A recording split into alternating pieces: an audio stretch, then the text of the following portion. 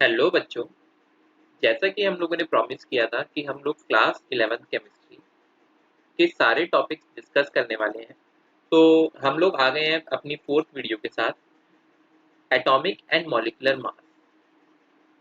तो जैसा कि आप लोगों को नाम से ही पता लग रहा होगा, एटॉमिक यानी कि एटम का मास। तो अगर क्या लेते हैं, हम एक एटम का मास लेते हैं तो उसको हम क्या कहते हैं, एटॉमिक मास। चाहे वो फिर हम हाइड्रोजन का लें, चाहे हीलियम का लें, या फिर किसी भी और हम एलिमेंट का मास लें, तो हम उसको क्या बोलते हैं, उसका एटॉमिक मास। मॉलिक्यूलर मास, जब भी हम किसी मॉलिक्यूल की बात करते हैं और उसका मास अगर हम लेते हैं तो उसको हम क्या कहते हैं, उसका मॉलिक्यूलर मास। फॉर एग्जांपल अगर मैं लेता हूँ H2O, तो आप लोग जानते हैं H2O क्या है, एक मॉलिक्यूल है यानी कि वाटर। ये क्या है, एक मॉलिक्यूल है जो कि किससे बना हुआ है, दो पार्ट हाइड्रोजन और एक पार्ट ऑक्सीजन से मिलकर बना हुआ है। तो देखिए एटॉमिक मास जो है, एटॉमिक मास की कुछ प्रॉपर्टीज है। क्या, atomic mass is very small. Atomic mass क्या है, बहुत छोटा है। मैंने आपको बताया था ना, जब एटम ही इतना ज्यादा छोटा है तो फिर एटॉमिक मास क्या हो जाएगा, एटॉमिक मास और भी बहुत ज्यादा छोटा हो जाएगा। तो अब इसको अगर हम वैसे मेजर करना चाहेंगे कि हम सोचे कि तराजू पे इसको मेजर कर लें या फिर किसी ऐसी चीज पे मेजर कर लें, तो ये पॉसिबल नहीं है प्रैक्टिकली। ठीक है, तो हमारे पास कुछ ऐसी टेक्निक्स है जिनका इस्तेमाल करके हम क्या करते हैं, एटॉमिक मास को फेयरली एक्यूरेटली हम क्या कर सकते हैं, इसको निकाल सकते हैं। मतलब 100% तो हम श्योर अभी भी नहीं हो सकते, लेकिन ये है कि बहुत ज्यादा हद तक हम श्योर हो सकते हैं। किस टेक्निक का इस्तेमाल करते हैं, मास स्पेक्ट्रोमेट्री। देखिए इसमें हम देखते हैं चार्ज बाय मास रेशियो देखते हैं, पर अभी इसकी डिटेल में आपको बहुत ज़्यादा जाने की जरूरत नहीं है। ठीक है, ये हम लोग फर्दर क्लासेस में पढ़ने वाले हैं। इन 19th century, scientists determined of one atom relative to another। 19th century में पहले क्या होता था ना बच्चों, जब तक ये टेक्निक नहीं आई, तो उससे पहले ना साइंटिस्ट लोग एक चीज को ना दूसरे के रिलेशन में देखते थे। ठीक है, एक चीज को क्या करते थे, दूसरे के रिलेशन में देखते थे। किस तरीके से रिलेशन में देखते थे, फॉर एग्जाम्पल अगर मान लो कि एक नींबू है। ठीक है, तो वो नींबू जो है ना, अगर मान लो बहुत ही कम उसका वजन है, इतना कम वजन है कि हम अपने तराजू पे तोल नहीं पा रहे, या फिर बहुत छोटी चीज है, ठीक है ना। तो और अगर सेब मान लो, ठीक है, या फिर और भी कोई फल मान लो, तो अगर मान लो इन फलों का वजन, सबका वजन क्या है, बहुत ज्यादा कम होता, तो क्या होता, एक के वजन के रिस्पेक्टिव में दूसरे का वजन लिया जा सकता था। फॉर एग्जाम्पल कि नींबू के वजन को क्या मान लिया जाता था, 1 यूनिट मान लिया जाता, और उसके रिस्पेक्ट में हम देखते हैं कि सेब का वजन कितना है, तो हम देखते हैं कि मान लो 10 नींबू के बराबर क्या है, एक सेब है। या फिर अगर हम देखते हैं कि मान लो 50 नींबू के बराबर क्या है, एक पपीता है। इस तरीके से हम लोग देख सकते थे। तो इसी तरीके से साइंटिस्ट लोगों ने भी किया। उन्होंने क्या किया, हाइड्रोजन को एक मास दे दिया। ठीक है, hydrogen was assigned a mass without any units and other elements were assigned mass relative to it. मतलब हाइड्रोजन के रिस्पेक्ट में क्या दे दिया हमने, सारे के सारे जो एलिमेंट है उनको पहले मास दे दिया।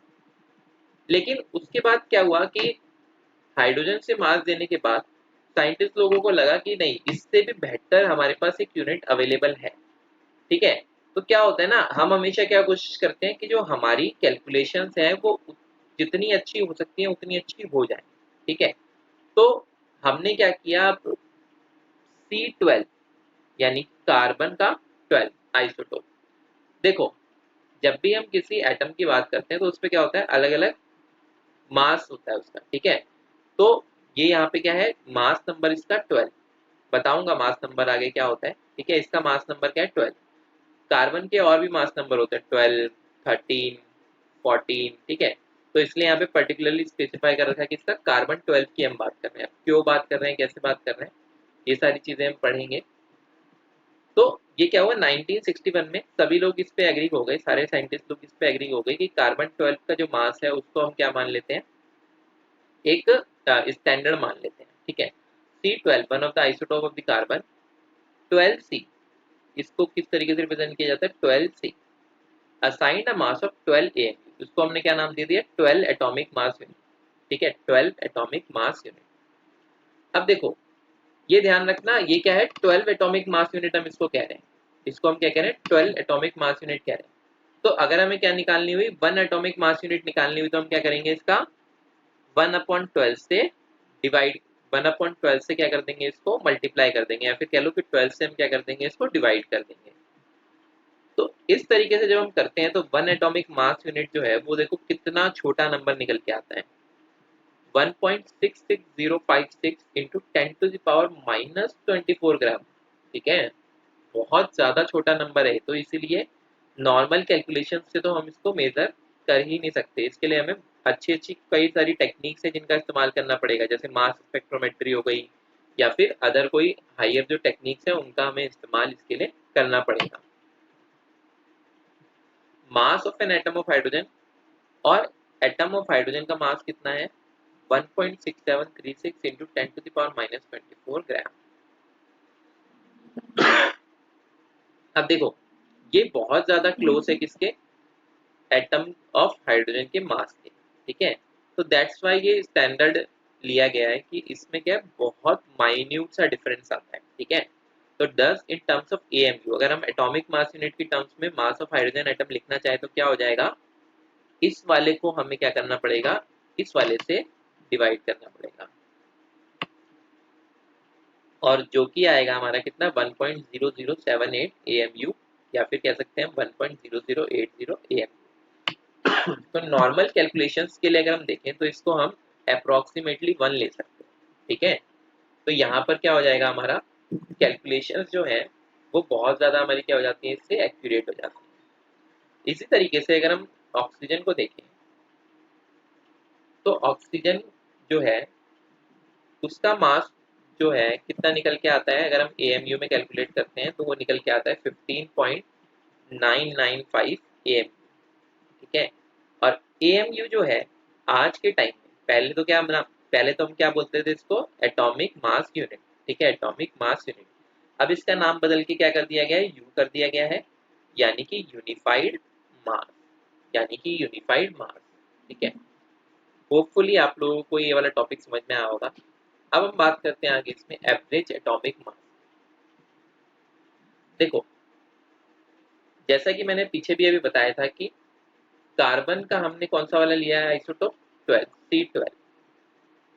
अब ये आइसोटोप जो हम बात कर रहे हैं कि C12 लिया है, तो इसमें क्या है बेटा, कार्बन के मैंने बताया था ना, C12 भी एग्जिस्ट करता है, C13 भी एग्जिस्ट करता है, C14 भी एग्जिस्ट करता है, यानी इसके मास नंबर क्या होते हैं, अलग अलग होते हैं।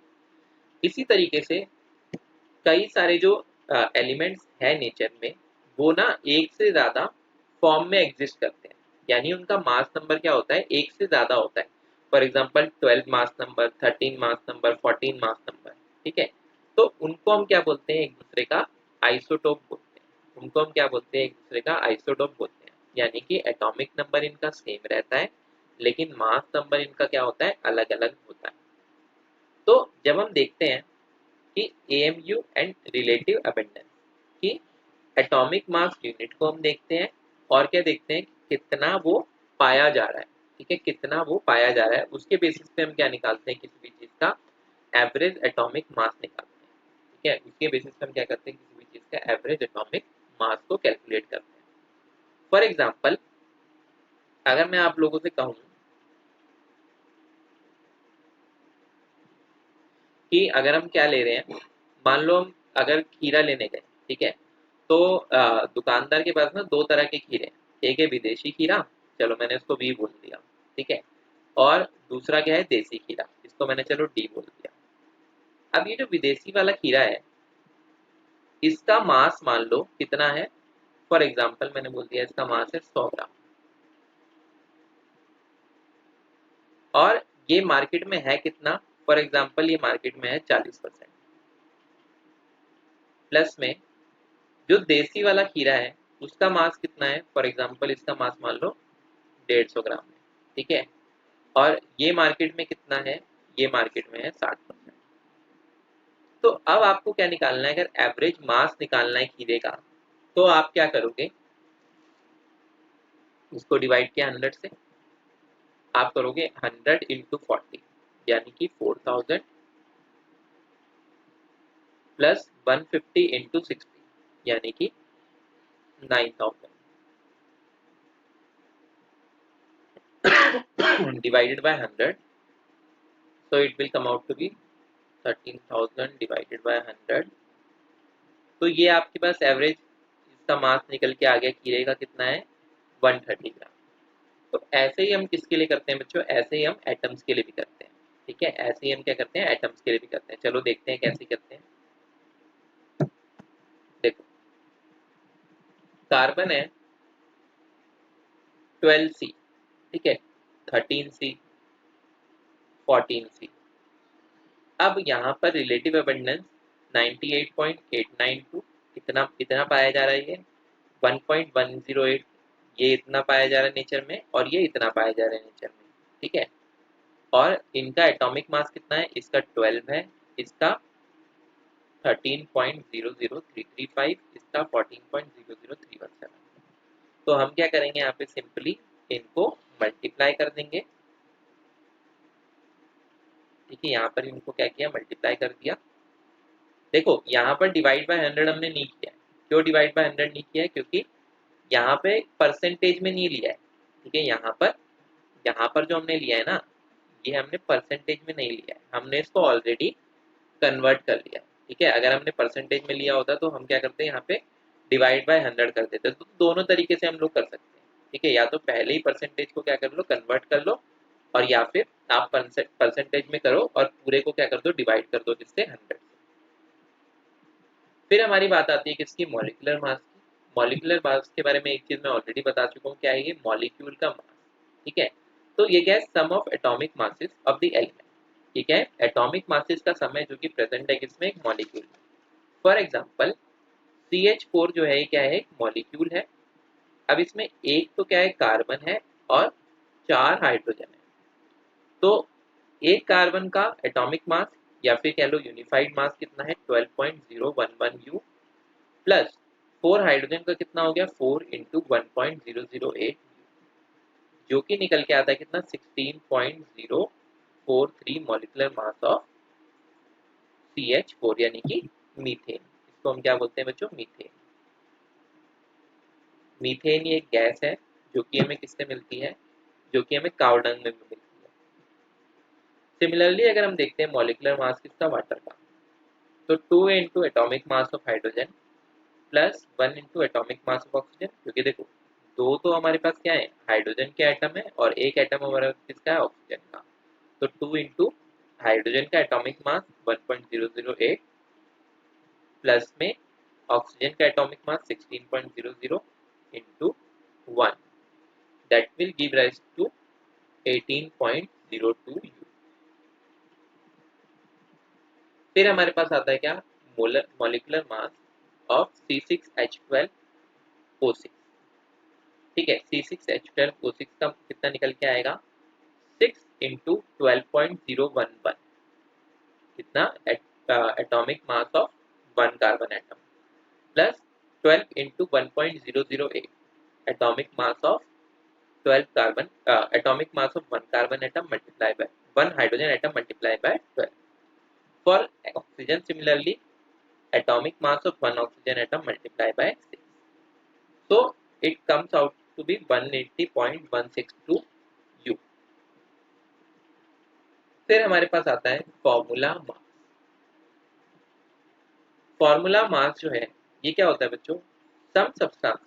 देखो कुछ जो सब्सटेंसेस होते हैं जैसे कि अगर हम बात करें कि इसकी सोडियम क्लोराइड की, तो ये जो है इनमें डिस्क्रीट मॉलिक्यूल्स नहीं होते एज देयर कॉन्स्टिट्यूएंट यूनिट।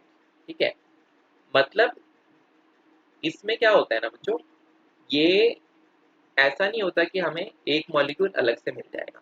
ठीक है, फॉर एग्जांपल सोडियम क्लोराइड को एक पल के लिए आप ये एज्यूम कर लो कि ये ईंट है। ठीक है, ये क्या है एक ईंट है। अब जब ये एक ब्रिक है तो अगर हम एक मकान में देखेंगे तो ये क्या होगा, इसका पूरा स्ट्रक्चर बना हुआ होगा। ठीक है, इसका पूरा क्या होगा स्ट्रक्चर बना हुआ होगा। सिमिलरली सोडियम क्लोराइड का क्या होता है, पूरा एक 3D स्ट्रक्चर बना हुआ होता है। ठीक है, इस 3D स्ट्रक्चर को भी हम हायर क्लासेस में पढ़ेंगे। क्लास 12 में हमारे पास पूरा एक चैप्टर आएगा सॉलिड स्टेट के नाम से। तो ये क्या होता है पूरी तरीके से अरेंज होता है। अब यहाँ पर इस मॉलिक्यूलर मास को हम मॉलिक्यूलर मास ना बोलकर क्या बोल देते हैं, इसलिए डिफाइन करने के लिए हम बोल देते हैं इसको फॉर्मूला मास। क्या बोल देते हैं इसको, फॉर्मूला मास। यहाँ पर एक जो Na+ का एटम है वो किससे सराउंडेड होता है बच्चों, आयन है वो किससे सराउंडेड होता है, 6Cl- के आयन एंड वाइस वर्सा। ठीक है, यानी कि एक सोडियम का आयन किससे घिरा हुआ है, 6 क्लोरीन के आयन से, और एक क्लोरीन का आयन किससे घिरा हुआ है, 6 सोडियम के आयन से। इस तरीके से होता है। The formula such as NaCl is used to calculate the formula mass instead of molecular mass, as in solid state NaCl does not exist with a single identity। ठीक है, जैसा कि मैं आप लोगों को बता चुका हूँ कि ये क्या होता है, इकलौता एग्जिस्ट नहीं करता है, ये क्या होता है, साथ साथ में एग्जिस्ट करते हैं। तो यहाँ पर हम क्या यूज करते हैं, फॉर्मूला मास यूज करते हैं, किसके बजाय, मॉलिकुलर मास के बजाय। अब देखो फॉर्मूला मास क्या होगा NaCl का, तरीका सेम है निकालने का। क्या होगा, atomic mass of sodium plus atomic mass of chlorine, that is 23U plus 35.5U, which comes out to be 58.5U। फिर हमारा कंसेप्ट आता है किसका, मोल concept and molar mass. Mole concept and molar mass. देखो, इससे लास्ट क्लास के अंदर हम लोगों ने हाँ, इससे पहले वाली क्लासेस के अंदर हमने एक बात करी थी किसके बारे में, एवोगैड्रो नंबर के बारे में। ठीक है, मैं फिर से रिपीट कर देता हूँ। देखो, एटम्स एंड मॉलिक्यूल्स में इनका साइज क्या होता है ना बच्चों, बहुत ज़्यादा छोटा होता है। अब जब इनका साइज बहुत ज़्यादा छोटा है तो क्या होगा, इनका जो, अगर हम थोड़ा सा भी अमाउंट लेंगे तो उसमें क्या होंगे, बहुत सारे एटम्स और मॉलिक्यूल्स होंगे। ठीक है, फॉर एग्जाम्पल अगर मैं केवल 1 चम्मच नमक भी लेता हूँ ना, तो मुझे नहीं पता कि उसके अंदर कितने सारे सोडियम क्लोराइड के मॉलिक्यूल्स मौजूद हैं, बहुत सारे होंगे। ठीक है, to handle we need a unit of similar magnitude. तो उसके लिए हमें क्या चाहिए, एक ऐसी यूनिट चाहिए जिसका मैग्नीट्यूड क्या हो, लगभग लगभग इसी के जितना। ठीक है, देखो, सो एज वी डिनोट 12, तो जैसा कि हम क्या करते हैं, डिनोट करते हैं किसको, 12 को 1 डजन से। क्या होता है ना बच्चों, जब भी हमें क्या करना होता है, किसी चीज को आसान बनाना होता है काम। ठीक है, फॉर एग्जाम्पल अगर मैं केले लेने जा रहा हूँ, ठीक है, मैं अगर बहुत सारे केले लेने जा रहा हूँ तो मैं बोलूँ दुकानदार को कि भाई मुझे आप कितने केले दे दो, 144 केले दे दो, या 144 बनाना दे दो। उसकी बजाय ये कितना आसान रहेगा, मैं उसको बोलूँ कि भाई 12 दर्जन केले दे दो। ठीक है, क्या होता है कि हम क्या कर देते हैं, चीज़ों को आसान बनाने के लिए क्या कर देते हैं, इसको कन्वर्ट कर देते हैं। ठीक है, एज वी डिनोट 12/1 डजन, जैसे कि हम 12 को डिनोट करते हैं किससे, 1 डजन से। We use mole to count at microscopic level.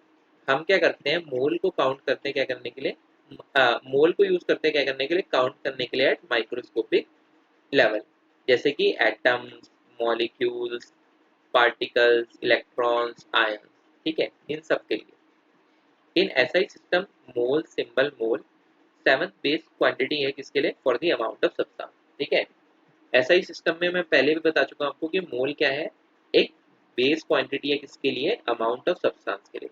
देखो, अभी पीछे हम पढ़ के आए हैं 58.5 ग्राम जो है, 58.5 यू, ये क्या है, एक NaCl मॉलिक्यूल का मास। ठीक है, अब थोड़ा सा इस पे इमेजिन करना, अगर मैं केवल, देखो सोडियम क्लोराइड है क्या, नमक है, अगर मैं केवल 58.5 ग्राम नमक ले लेता हूँ, ठीक है, 58.5 यू नहीं कह रहा हूँ मैं 58.5 ग्राम कह रहा हूँ। ठीक है, ग्राम की यूनिट आप सब जानते हैं बहुत अच्छे से। अगर मैं केवल 58.5 ग्राम क्या ले लेता हूँ, सोडियम क्लोराइड ले लेता हूँ, तो उसमें पता है कितने मॉलिक्यूल्स होते हैं, उसमें सोडियम क्लोराइड के 6.022 इंटू 10⁻23 मॉलिक्यूल्स होते हैं। कितने मॉलिक्यूल्स होते हैं, 6.022 इंटू 10⁻23 मॉलिक्यूल्स। ठीक है, अब सोचो कितना बड़ा यहाँ पे एक नंबर है। तो जब ये इतना बड़ा नंबर है तो इसको हम क्या नाम दे देते हैं, मोल कह देते हैं। हम इसको क्या कह देते हैं, इसको हम एक मोल कह देते हैं। जैसे यहाँ पर 1 मोल क्या है, अमाउंट है सब्सटेंस का जो किसके अंदर प्रेजेंट है, as many particles or entities as there in atoms in exactly 12 gram of the 12C isotope। ठीक है, फॉर एग्जांपल अगर हम कार्बन के लिए लेंगे तो कितना, 12 ग्राम कार्बन के अंदर, 12 ग्राम कार्बन के अंदर कितना, कौन से वाले पर्टिकुलरली हम बात कर रहे हैं 12C आइसोटोप की। ठीक है, 12 ग्राम कार्बन के अंदर कितने पार्टिकल्स प्रेजेंट है, तो वो कितने पार्टिकल्स प्रेजेंट है, वो पार्टिकल्स प्रेजेंट है 6.022 इंटू 10 टू द पावर 23। ठीक है, 6.022 इंटू 10 टू द पावर 23। अभी देखो निकाला कैसे। ठीक है, अभी निकाला कैसे, देखो मास जो है एक कार्बन 12 एटम का, ये हमने निकाला है कितना 1.992648 इंटू 10 टू द पावर -23 ग्राम। अभी कैसे निकाला, ये मास स्पेक्ट्रोमीटर टेक्निक से हमने निकाला है। तो एक मोल कार्बन का वजन कितना निकल के आया, ये निकल के आया 12 ग्राम। ये कितना निकल के आया 12 ग्राम। तो इसमें नंबर ऑफ एटम्स देखें कितने होंगे भाई, एक का वेट इतना है, हमसे पूछ रहा है इतने में कितना होगा। ठीक है, प्रॉब्लम्स की हैं आप लोगों ने। अगर हम बात करते हैं कि भाई 2 रुपए की एक टॉफी है, तो 100 रुपए की कितनी टॉफी होगी, आप क्या करते हो 100 रुपए से 2 रुपए को डिवाइड कर लेते हो, आपके पास निकल के आ जाएगी कितनी टॉफी है, 50 टॉफी। ठीक है, तो यहाँ पर भी क्या हो रहा है, 1 मोल ऑफ कार्बन, एक मोल ऑफ कार्बन में यानी कि 12 gram divided by mass of 1 carbon atom C12 atom divided by कर दिया हमने। तो ये कितना निकल के आता है हमारा 6.0221367 into 10 to the power 23 atoms per mole. ठीक है, तो इसको हम कई बार 6.022 अप्रोक्सीमेटली क्या ले लेते हैं 6.022 इंटू 10 टू द पावर 23, या फिर हम क्या ले लेते हैं कई बार 6.023 भी ले लेते हैं। ठीक है, तो इसमें कोई कंफ्यूज होने की जरूरत नहीं है, अप्रोक्सीमेटली सेम ही चीज है। इसी नंबर को हम क्या बोलते हैं बच्चों, एवोगैड्रो नंबर बोलते हैं।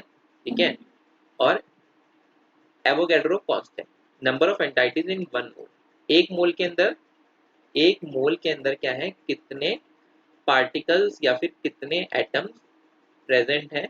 ठीक है, उसी को हम क्या बोलते हैं, एवोगैड्रो कांस्टेंट बोलते हैं, जिसको हम डिनोट किससे कर रहे हैं बच्चों, Na। किससे डिनोट कर रहे हैं, Na। फॉर एग्जाम्पल अगर मैं बात कर रहा हूँ 1 मोल ऑफ हाइड्रोजन एटम, एक मोल हाइड्रोजन एटम में कितने एटम्स होंगे, 6.022 into 10 to the power 23 atoms. एक मोल ऑफ वाटर मॉलिक्यूल में कितने होंगे, 6.022 into 10 to the power 23 water molecule. एक मोल ऑफ सोडियम क्लोराइड में कितने होंगे, 6.022 into 10 to the power 23 formula units of sodium chloride. ठीक है, अब यहाँ पे क्या लिख रहे हैं, मॉलिक्यूल्स नहीं लिख रहे हैं, क्या लिख रहे हैं, फॉर्मूला यूनिट लिख रहे हैं। किसके लिए यूज कर रहे हैं हम ये, जो भी 3D स्ट्रक्चर बनाते हैं। मोलर मास, अब देखो हम बात करें किसकी, मोलर मास की। अभी तक हमने किसकी बात करी है, मॉलिक्यूलर मास की, एटॉमिक मास की, एवरेज एटॉमिक मास की। अभी हम बात कर रहे हैं किसकी, मोलर मास। मोलर मास क्या होता है, mass of 1 mole of a substance. एक मोल सब्सटेंस में जितना मास होता है वो क्या होता है, उसका मोलर मास होता है। ठीक है, और अगर हम इसको देखें, मोलर मास क्या होता है, ग्राम्स में होता है। ठीक है, और ये किसके इक्वल होता है, equal to atomic molecular formula mass in u, यानी कि यूनिफाइड मास। देखो मोलर मास ऑफ वाटर कितना है, 18.02 gram per mole, 18.02 gram per mole. Molar mass of sodium chloride ये कितना है, 58.5 ग्राम पर मोल।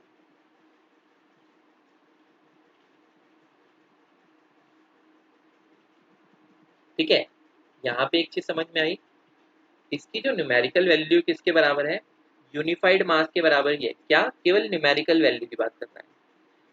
ठीक है, यूनिट क्या है, दोनों की अलग अलग है। यूनिट दोनों की क्या है, अलग अलग है, यानी कि नंबर जो है वो अलग अलग है। ठीक है, यहाँ पे नंबर अलग अलग है लेकिन यूनिट दोनों जो न्यूमेरिकल वैल्यू दोनों के लिए सेम है। फॉर एग्जाम्पल अगर मैं कहता हूँ 58.5 यू, तो ये क्या है, 1 सोडियम क्लोराइड। ठीक है, ये क्या है, 1 सोडियम क्लोराइड।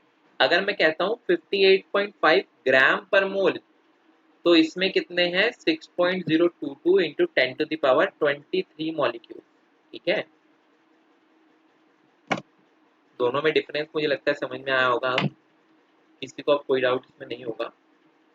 अब हम बात करते हैं परसेंटेज कंपोजिशन की। देखिए, परसेंटेज जो है किसकी, एक पर्टिकुलर एलिमेंट की जो कि प्रेजेंट है किसके अंदर, एक कंपाउंड में। ठीक है, अब इसका फायदा क्या है, हम क्या निकाल रहे हैं कि कोई एलिमेंट किसी चीज के अंदर, कोई कंपाउंड के अंदर कितना मौजूद है। देखो, फॉर एग्जांपल अगर मैं कहूं कि मेरे पास 100 ml पानी के अंदर कितना नमक है, 200 ग्राम नमक है, या फिर 2 ग्राम नमक है, 4 ग्राम नमक है, तो इससे मुझे क्या पता लगता है ना, किसी सैंपल की प्योरिटी को चेक करने में मेरी हेल्प होती है। ठीक है, कोई सैंपल कितना प्योर है, कितना प्योर नहीं है, ये सब चीजें मुझे जानने में मदद मिलती है। Mass percentage of an element, अब देखो कई तरीके से किया जा सकता है। ठीक है, और अलग अलग चीजों के लिए ना अलग अलग तरीके से कन्वीनियंट होता है। फॉर एग्जाम्पल जब हम सॉलिड की बात कर रहे होंगे तो हमारे लिए क्या है, बात करना ग्राम में, किलो में ज्यादा आसान है। जब हम किसकी बात कर रहे होंगे, लिक्विड की, तो हमारे लिए ज्यादा आसान क्या रहेगा, हम ml, लीटर, इनमें बात करें। ठीक है, तो पहले हम बात करेंगे mass percentage of an element. Mass percentage किसका, एक एलिमेंट का, ये क्या होगा, mass of that element in the compound. उस एलिमेंट का मास लेंगे हम उस कंपाउंड के अंदर, जिस भी कंपाउंड की हम बात कर रहे हैं, divided by molar mass of the compound, यानी कि जो कंपाउंड के एक मोल का मास है हम उसको लेंगे, इनटू में हम क्या कर देंगे, 100 कर देंगे। मोलर मास ऑफ H2O कितना है, 18.02 ग्राम। मोलर मास ऑफ हाइड्रोजन इसमें कितना है, 1.008 ग्राम। कितना है, 1.008 ग्राम। और मोलर मास ऑफ ऑक्सीजन यहाँ पे कितना है, ये हमारा है 16 ग्राम। तो जो मास परसेंटेज निकल के आएगा हमारा किसका, हाइड्रोजन का, वो निकल के आएगा बच्चों 2 इंटू 1.008, 2 इंटू 1.008। ठीक है, क्योंकि हमारे पास क्या है यहाँ पे, molar mass of half hydrogen हमने लिया कितना, 1.008। अब कितने हाइड्रोजन है यहाँ पे, 2, तो क्या हो जाएगा, 2 से मल्टीप्लाई, 2 इंटू 1.008 इंटू 100 अपॉन में 18.02। तो ये कितना निकल के आया हमारे पास, यानी हाइड्रोजन इसके अंदर कितना है, 11.18। और ऑक्सीजन, ऑक्सीजन कितना है, हाफ O2, यानी कि किसकी बात कर रहा है, ये एक ऑक्सीजन की बात कर रहा है। तो एक ऑक्सीजन का मास कितना है, 16 डिवाइडेड बाय 18.02 इंटू में 100, कितना आया ये, 88.79%। ठीक है, 88.79%। तो इस तरीके से क्या है, ऑक्सीजन और हाइड्रोजन वाटर के अंदर मौजूद है। हाइड्रोजन कितना है, 11.18% ऑफ टोटल मास, और ऑक्सीजन कितना है, 88.79% ऑफ द टोटल मास। फिर हम बात कर रहे हैं किसकी, मॉलिक्यूलर फॉर्मूला ऑफ इथेनॉल। देखो, मॉलिक्यूलर फॉर्मूला किसका, इथेनॉल का। यहाँ पर मॉलिक्यूलर मास इथेनॉल का कितना है, जब हम टोटल निकालते हैं इसको तो कितना निकल के आता है, 46.068 ग्राम। 2 इंटू 2 इंटू कितना हो गया, molar mass of 1 carbon atom plus 5 hydrogen है, ये बाय मिस्टेक लिख दिया यहाँ पर, 5 इंटू 1.008। ठीक है, और यहाँ पे, अच्छा सॉरी, ये रहा हाइड्रोजन 5 प्लस 1 कितना, 6 हो गया। ठीक है, तो 6 इंटू 1.008 प्लस ऑक्सीजन कितना हो गया, 16। तो यहाँ पर कितना निकल के आया है, 46.068 ग्राम। तो अब यहाँ पे मास परसेंटेज ऑफ कार्बन निकालना है, आसानी से निकाल सकते हो। देखो टोटल कितने कार्बन है, 2, एक का कितना मास है, 12.01, तो 2 into 12.01 divided by molecular mass of ethanol, ऊपर में किससे मल्टीप्लाई कर दिया हमने, 100 से। तो ये निकल के आया हमारा कितना, 52.14%। सिमिलरली जब हमने हाइड्रोजन के लिए किया तो ये कितना निकल के आया, 13.13%। और सिमिलरली जब हमने ऑक्सीजन के लिए किया तो ये कितना निकल के आया, 34.73%।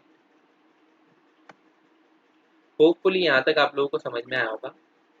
अब हम बात करते हैं इसकी एम्पिरिकल फार्मूला की, for molecular empirical formula for molecular formula. देखो, एम्पिरिकल फार्मूला कुछ नहीं होता है। एम्पिरिकल फार्मूला क्या होता है, जो सिंपलेस्ट फार्मूला किसी चीज का हम बना सकते हैं ना, वो हमारा क्या होता है, एम्पिरिकल फार्मूला होता है। ठीक है। तो यहाँ पर अगर हम देखें एम्पिरिकल फॉर्मूला क्या है, सिंपलेस्ट होल नंबर रेशियो है किसकी, of various atoms present in a compound. ठीक है, सिंपलेस्ट होल नंबर रेशियो किसकी, वेरियस एटम्स की जो कि प्रेजेंट है किसमें, कंपाउंड में। अभी एग्जांपल दूंगा तो और समझ में आएगा। मॉलिक्यूलर फॉर्मूला क्या है, ये क्या है, exact number of different types of atoms present in a molecular compound. कि इसमें क्या है, एग्जैक्ट नंबर हम बात करते हैं किसकी, जो प्रेजेंट है किसके अंदर, एक मॉलिक्यूल या फिर एक कंपाउंड में। चलोगे एक एग्जांपल देख देते हैं। फॉर एग्जांपल अगर हम बात करते हैं C6H12O6,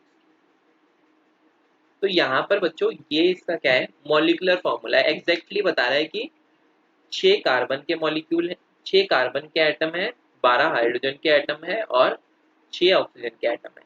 लेकिन अगर मैं बात करता हूँ एम्पिरिकल फॉर्मूला की, तो यहाँ पे सिंपलेस्ट होल नंबर रेशियो, यानी कि अब देखो इस सब में क्या है, 6 कॉमन है, 6 से क्या कर दो, डिवाइड कर दो, यानी एक कार्बन का एटम, 2 हाइड्रोजन के एटम और एक ऑक्सीजन का एटम। तो ये हमारा क्या हो गया बच्चों, ये हमारा हो गया एम्पिरिकल फॉर्मूला। ठीक है, ये हमारा क्या हो गया, एम्पिरिकल फॉर्मूला। देखो if mass percentage is known, अब निकालते कैसे हैं इसको। ठीक है, कई बार क्वेश्चन आ जाता है कि एम्पिरिकल फॉर्मूला निकालो किसी चीज का या फिर मॉलिक्यूलर फॉर्मूला निकालो। तो अगर हमें क्या मालूम है, मास परसेंटेज मालूम है, जो भी हम ऊपर निकाल के आए हैं, तो एम्पिरिकल फॉर्मूला को हम निकाल सकते हैं। मैं एक एग्जांपल दूंगा क्वेश्चन से और फिर हम लोग देखेंगे कि कैसे निकालते हैं। If molar mass is known, अगर हमें क्या पता है, मोलर मास पता है, तो हम मॉलिक्यूलर फॉर्मूला को निकाल सकते हैं। ठीक है, अगर हमें मास परसेंटेज पता है तो हम क्या निकाल सकते हैं, एम्पिरिकल फॉर्मूला को निकाल सकते हैं। अगर हमें मोलर मास पता है तो फिर हम किसको निकाल सकते हैं, मॉलिक्यूलर फॉर्मूला को निकाल सकते हैं। देखो क्वेश्चन है, अ कंपाउंड कंटेन, एक कंपाउंड कंटेन करता है कितना, 4.07% of hydrogen, 24.27% carbon and 71.65% of chlorine. तो इसका मतलब ये तो पक्का हो गया कि अब हम क्या निकाल सकते हैं, एम्पिरिकल फॉर्मूला यहाँ पे निकाल सकते हैं। फिर कह दिया इट्स मोलर मास इज 98.96 ग्राम। अब हम क्या निकाल सकते हैं, मास फॉर्मूला भी निकाल सकते हैं, और दोनों हमसे पूछे भी हैं निकालने के लिए। चलो निकालते हैं फिर हम। देखो ऐसे क्वेश्चन को करने के लिए हम क्या मान लेते हैं, टोटल जो कंपाउंड का मास है उनको उसको हम क्या कर लेते हैं, एज्यूम कर लेते हैं 100 ग्राम। क्यों, हमारी कैलकुलेशन आसान हो जाती है कि अगर टोटल कंपाउंड कितना है 100 ग्राम, तो उसमें मास ऑफ हाइड्रोजन कितना होगा, 4.07% है, यानी कि 4.07 ग्राम। मास ऑफ कार्बन कितना हो जाएगा, 24.27% है, यानी कि 24.27 ग्राम। 71.65% है, यानी कि 75.65 ग्राम। तो अब अगर हम देखें मोल्स ऑफ हाइड्रोजन, तो ये कितना निकल के आएगा, 4.07 डिवाइडेड बाय 1.008, तो ये कितना आ गया, 4.04 मोल। मोल्स ऑफ कार्बन कितना आ गया, 2.021, और मोल्स ऑफ क्लोरीन कितना आ गया, 2.021। अब हमें क्या करना है, सिंपली डिवाइड कर देना है मोल की जो वैल्यू हमारी आई है किससे, बाय स्मॉलेस्ट नंबर।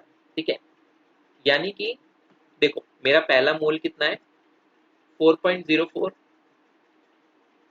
2.021, 2.021, सबसे छोटा नंबर इनमें क्या है, 2.021, 2.021।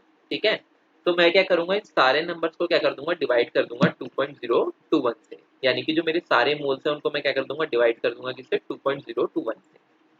तो मैंने डिवाइड किया, क्या हुआ, dividing mole value by smallest number 2.021, we get H ratio C ratio Cl कितना हो गया, 2:1:1। In case ratios are whole numbers, multiply by suitable coefficient. अगर क्या हो, रेशियोज अगर होल नंबर ना हो, रेशियोज अगर होल नंबर ना हो, तो हमें क्या करना पड़ेगा, उसको एक सुटेबल कोफिशिएंट से मल्टीप्लाई करना पड़ेगा। ठीक है, अगर हमारी रेशियोज क्या आ जाती है, होल नंबर आ जाती है, तो वेल एंड गुड, सबसे बढ़िया है। अगर नहीं आती है तो हमें क्या करना पड़ेगा, उसको एक सुटेबल कोफिशिएंट से मल्टीप्लाई करना पड़ेगा। तो इससे हमारा एम्पिरिकल फॉर्मूला क्या निकल के आया बच्चों, यहाँ पे 1 मोल कार्बन यानी कि C1 और 2 मोल हाइड्रोजन यानी कि H2 और 1 मोल ऑफ क्लोरीन यानी कि Cl। ठीक है, तो ये हमारा निकल के आ गया CH2Cl। अब हमसे पूछा था एम्पिरिकल फॉर्मूला मास क्या है, हम क्या निकाल सकते हैं यहाँ पे, सिंपली इनका मास कैलकुलेट कर सकते हैं। कार्बन दे रखा है सी एच, कार्बन का कितना हो गया 12.01, हाइड्रोजन का कितना हो गया 2 इंटू 1.008 क्योंकि दो हैं, और क्लोरीन का कितना हो गया 35.453, या फिर आप 35.5 भी ले सकते हैं, उसमें कोई इशू नहीं है, ठीक है। फिर हम बात करेंगे now divide molar mass by empirical formula mass. अब हम क्या करेंगे, मोलर मास को डिवाइड करेंगे किससे, एम्पिरिकल फॉर्मूला मास से। क्यों कर रहे हैं, क्योंकि अब हमें क्या निकालना है, मॉलिक्यूलर फॉर्मूला मास भी तो निकालना है, वो भी तो हमसे पूछा है, ठीक है। तो molar mass divided by empirical formula mass, तो ये हमें क्या दे देता है बच्चों, इससे हमें वैल्यू मिल जाती है किसकी, एन की, यानी कि हमें किससे मल्टीप्लाई करना है, किसको, एम्पिरिकल फॉर्मूला मास को, कि हमारा क्या आ जाए मॉलिक्यूलर, सॉरी एम्पिरिकल फॉर्मूला को हमें किस नंबर से मल्टीप्लाई करना है ताकि हमारा मॉलिक्यूलर फॉर्मूला आ जाए। तो देखो एम्पिरिकल फॉर्मूला है CH2Cl, इसको हमें किससे मल्टीप्लाई करना है, हमारे पास आ गया 2 से मल्टीप्लाई करना है इसको। तो इस पूरे को मैंने 2 से मल्टीप्लाई कर दिया, कैसे करोगे, C1 है, 1 को मल्टीप्लाई किया 2 से यानी कि C2, हाइड्रोजन 2 है, 2 को मल्टीप्लाई किया 2 से यानी कि 4, क्लोरीन 2 है, क्लोरीन 1 है, 1 को मल्टीप्लाई किया 2 से यानी कि Cl2, ठीक है। हर एक एटम क्या हो जाएगा यहाँ पर, डबल हो जाएगा। अगर 3 है तो 4 हो जाएगा, और 3 है तो 6 हो जाएगा, 2 है तो 4 हो जाएगा, 4 है तो 8 हो जाएगा, इस तरीके से हमारा हो जाएगा। फिर हमारा अगला टॉपिक आता है बैलेंसिंग केमिकल इक्वेशन। इस टॉपिक को हम नेक्स्ट क्लास में कवर करेंगे। मैं उम्मीद करता हूँ कि आज का टॉपिक आप लोगों को बहुत अच्छे से समझ में आया होगा।